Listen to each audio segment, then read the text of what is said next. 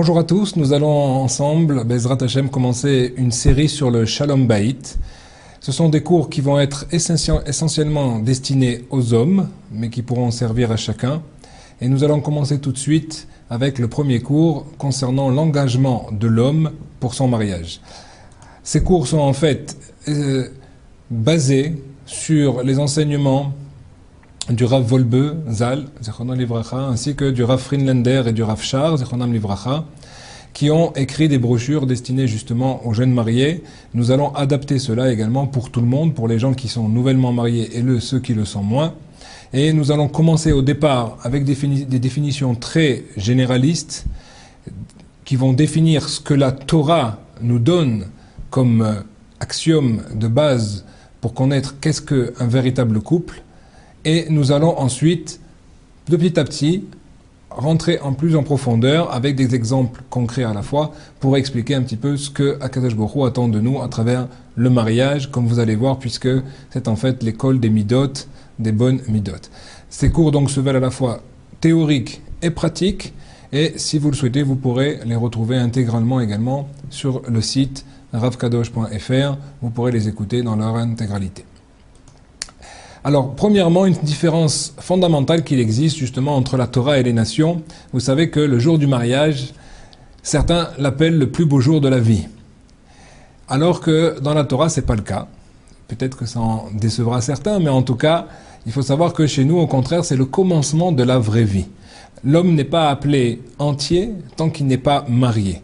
D'accord, c'est là où il va véritablement être dans son entité pour commencer sa véritable vie, son véritable service divin.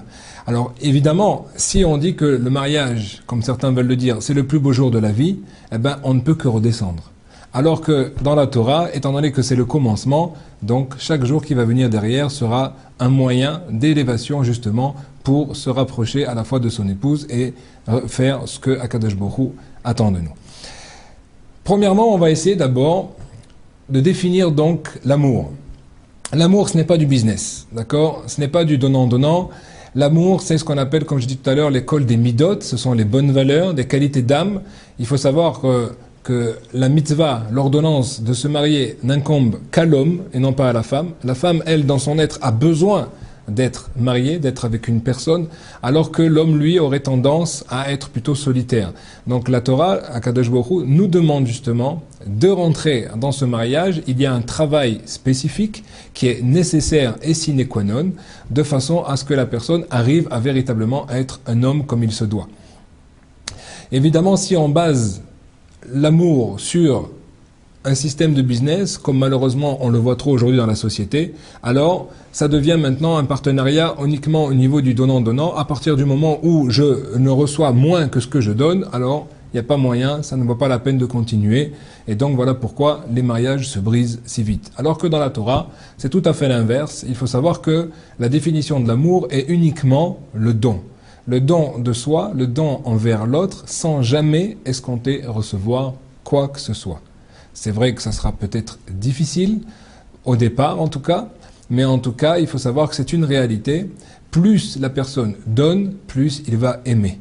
On a tendance à recevoir et à ressentir que c'est l'inverse. Aimer, c'est justement recevoir de l'autre. C'est tout à fait faux. C'est pour ça d'ailleurs que vous verrez que la personne, aujourd'hui dans le monde matériel, vous verrez que lorsqu'ils aiment quelque chose, ils vont sans arrêt devoir rechercher quelque chose de plus fort. Ils ne seront jamais assouvis. Pourquoi? Tout simplement parce que nous assimilons l'amour au bonheur. Or, les gens ont complètement fait l'amalgame entre amour et plaisir. Donc le plaisir, lui, ne peut jamais amener un bonheur. Pourquoi? Puisqu'il est physique, matériel, et rien de l'homme ne peut arriver maintenant à une plénitude, si ce n'est quelque chose de spirituel, puisque l'essence même de l'homme, c'est sa neshama, c'est son âme. Or, si l'homme recherche maintenant le bonheur dans le plaisir, alors automatiquement il sera obligé d'augmenter l'intensité de ses plaisirs et sera sans arrêt déçu, puisque c'est quelque chose qui est très éphémère et qui, au bout de quelques instants, s'estompe complètement.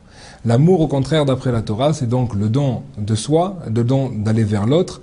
À partir du moment où je sais que je ne vais pas recevoir, à partir du moment où je me marie, je ne me marie pas pour recevoir quelque chose, mais uniquement pour donner à l'autre.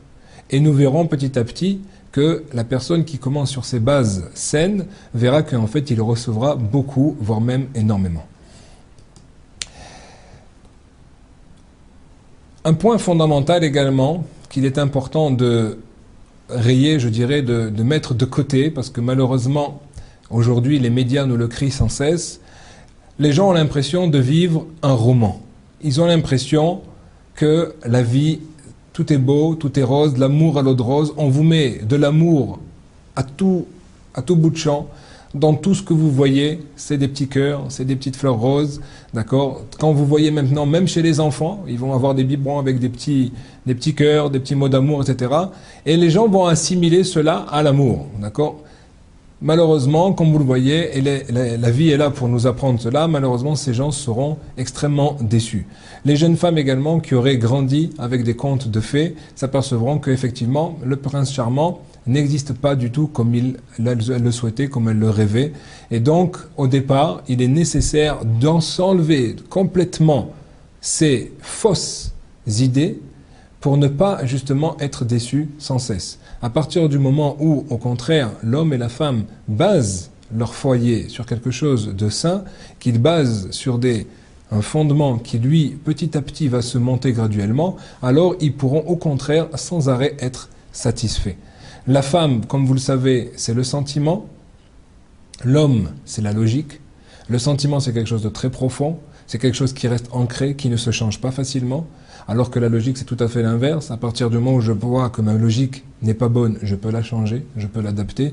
Donc on s'aperçoit déjà que l'homme et la femme sont sur deux planètes complètement différentes. Le Rav Wolbe, Zichrono Livracha, annonçait justement lorsque des jeunes gens allaient se marier, il les prenait justement en privé et leur disait comme quoi, sachez que vous êtes fondamentalement différents, vous devez en tenir compte, vous devez apprendre à savoir que se marier, c'est justement apprendre à vivre avec les différences de l'autre et non vouloir modeler l'autre comme soi-même. Il n'y aura pas, pour ça parfois il était un petit peu dur, il disait carrément aux jeunes mariés, sachez qu'il y aura entre vous des larmes, ça sera beaucoup de larmes de joie, je l'espère, mais il y aura aussi des larmes de peine, et ce n'est pas grave, c'est nécessaire même parfois. Il y a 3 axiomes de base qu'il faut connaître, et il les disait à chaque fois à ces jeunes mariés, et je crois que c'est nécessaire pour tout couple, quel que soit le nombre d'années de mariage qui sont déjà passées. Il faut savoir qu'il y aura toujours des accrochages dans un couple, c'est quelque chose de naturel, on ne parle pas de disputes ou de mauvaises choses, on parle des accrochages. Pourquoi ? Justement dû à cette différence entre l'homme et la femme. Il faut savoir également, c'est un deuxième axiome, être patient et non pas croire que quand il y a une situation qui se détériore ou une situation où on sent qu'il y a un malaise entre l'homme et la femme, alors malheureusement, on a tout le temps, l'être humain a l'impression comme quoi cette situation-là est figée et ça risque de rester tout le temps ainsi. C'est faux. Il faut savoir que les choses changent, aucune situation ne se fige, tout peut être modifié, il suffit de faire le travail et d'avoir la communication nécessaire dans le couple pour pouvoir améliorer cela. La troisième chose sur laquelle il faut faire extrêmement attention, c'est comme quoi chaque mot se paye, et se paye même très cher parfois. Il faut faire donc attention à tout ce qui sort de notre bouche, ne pas être spontané. On a parfois tendance à aller plus loin que ce que l'on pense, que ce soit du côté de l'homme et aussi également, et d'une façon parfois très fortement au niveau de l'épouse, qui elle justement n'arrive pas à contrôler ses sentiments. Il faut savoir, le couple doit savoir comme quoi il est extrêmement important de faire attention à ces choses-là, puisque à chaque fois qu'un mot est sorti, c'est une barrière qui est cassée, et c'est quelque chose qu'il faudra reconstruire pour protéger le couple par la suite.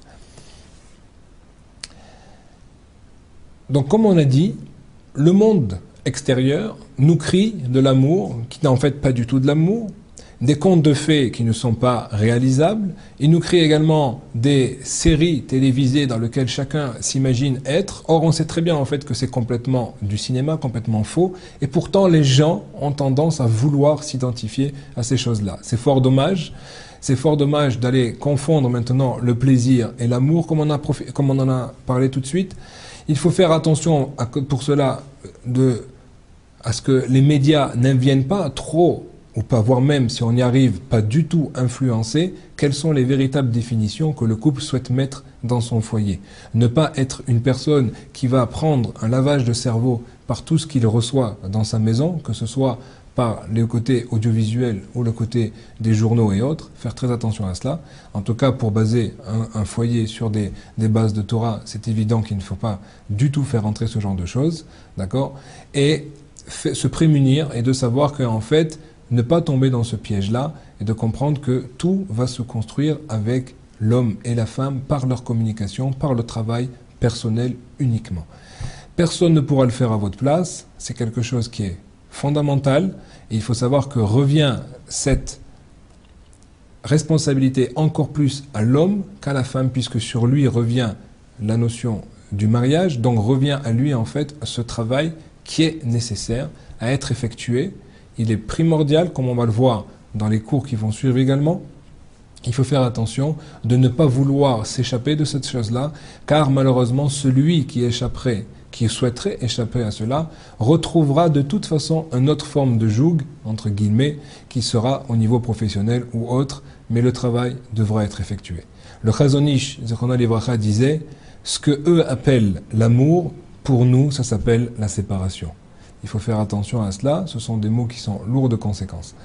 Le deuxième danger, c'est de croire que la femme idyllique également existe. Or, on se donne toujours une image de son épouse. Tout ce qu'il va apprendre avant le mariage, Baruch Hashem, dans la Torah, il y a le moins de, voire pas du tout, de liens au départ avant le mariage, si ce n'est qu'en fait nous sommes rencontrés, l'homme et la femme, et vu que nous avons des atomes crochus, nous avons envie de construire la même forme de vie, mais très souvent vous verrez que l'expérience a montré que ce n'est pas parce que les gens vivent en couple avant le mariage que le mariage sera réussi, bien au contraire. Donc il faut faire attention également, comme quoi au départ, ne pas s'imaginer la femme idyllique. Il faut avoir une personne, évidemment, et ça chacun, comme vous l'avez choisi, ou comme que ceux qui souhaiteraient la choisir, une personne qui nous plaise, une personne qui rentre également, qui a les traits de caractère au départ qui nous semblent comme il faut, qui est également au même niveau que nous. Il est important de ne pas chercher maintenant une personne qui serait intellectuellement trop élevée par rapport à l'homme, ça serait dommage. Il ne sont pas non plus que ce soit des niveaux sociaux, économiques qui soient trop différents, car cela entraînerait parfois des pressions sur le mari trop grandes. Donc il faut faire attention à ces choses-là. Mais en fait, il faut comprendre que c'est vrai que plus le couple est jeune, et quand il se rencontre, et plus il est modelable, donc mieux c'est, alors que après, les choses seront beaucoup plus difficiles à remodeler. Mais à partir du moment où les gens veulent faire le travail, et c'est nécessaire, alors cela devra se faire. Il faut savoir que la première année de mariage est primordiale. La Torah nous l'enseigne, elle nous dit que nous sommes justement exonérés de beaucoup de choses lors de la première année pour pouvoir uniquement réjouir notre épouse. Il faut donc savoir que cette première année de mariage devra être faite, même si on ne l'a pas fait la première année véritablement qui a suivi la choupa, même si ça fait 10 ans, même si ça fait 20 ans, ceux qui veulent repartir sur des bonnes bases devront refaire cette première année dont nous allons parler, Bezrat Hashem. Pour finir un petit peu sur les définitions, donc on a parlé comme quoi le mariage, c'est le don absolu de soi, sans aucun retour. À partir du moment où je ne souhaite pas recevoir quoi que ce soit en retour, eh ben je ne peux être que satisfait de tout ce que ma femme me donne, puisque c'est du plus. À partir du moment où j'exige, où j'attends sans arrêt ce que ma femme me remplisse certaines desiderata, alors je risquerai d'être sans arrêt déçu. Et ça, on verra que ça peut complètement briser notre épouse. Nous allons expliquer cela. C'est intéressant également de voir qu'Akadosh Baruch Hu nous dit que ce passage est obligatoire. Il est écrit dans la Torah, Ezer Kenegdo. Ça veut dire quoi, Ezer Kenegdo? Elle sera une aide contre toi. Apparemment, c'est une contradiction. Soit c'est une aide, soit elle est contre toi. Comment est-ce possible de pouvoir comprendre ce pasouk, ce verset? Alors en fait, Chazal nous dit, si tu fais le travail qu'il faut, elle sera Ezer, elle sera ton aide. Mais si, Chaz Shalom, tu ne souhaites pas faire ce travail, parce que tu peux le faire, il faut savoir que toute personne avec qui on s'est marié, c'est notre mazal. Donc si c'est notre mazal, ça veut dire que nous sommes capables d'arriver à cette union, à cette shlemut de l'homme et de la femme, mais il faut maintenant prendre le taureau par les cornes, entre guillemets, et commencer le travail comme il se doit. Donc si on fait ce travail, alors elle sera Ezer. Si on ne le fait pas, elle sera Kenegdo. Le Kenegdo, c'est quelque chose de très négatif. Il faut savoir que d'ailleurs, beaucoup de gens qui malheureusement pour lesquels l'union a mal tourné, vous pourront vous dire que la personne qui déteste le plus, c'est qui? C'était leur ancienne épouse. Pourquoi? Parce qu'elle sait exactement toucher les points sensibles que l'homme ne voudrait pas aborder. Donc il faut faire attention là-dessus, c'est dangereux. Donc autant prendre maintenant le Ezer puisque nous pouvons le faire et chacun peut le faire, peu importe du passé. Il faut savoir, nos sages nous enseignent que le propre de l'homme, c'est justement la tchouva, le fait de revenir, le fait de pouvoir tourner la page, commencer un nouveau livre blanc. Et ça, à partir du moment où la femme et l'homme souhaitent le faire, quel que soit le nombre d'années de mariage, c'est quelque chose qui peut réussir. Nous en avons énormément de cas classiques, de cas que nous avons concrets qui ont fait cela et qui ont réussi. C'est intéressant de voir en tout cas pour finir dans les mots, vous voyez que Isha et Ish c'est l'homme, vous savez que Ish s'écrit en hébreu Aleph, Yud, Shin, la femme qui est Isha c'est Aleph, Shin, He, c'est le même mot, masculin, féminin, mais quand vous voyez un petit peu la différence, c'est qu'il y a une lettre dans l'homme, c'est le Yud, il y a une lettre qui n'est pas dans le nom de l'homme, c'est Isha de le He, Yud et He, c'est le nom de Dieu.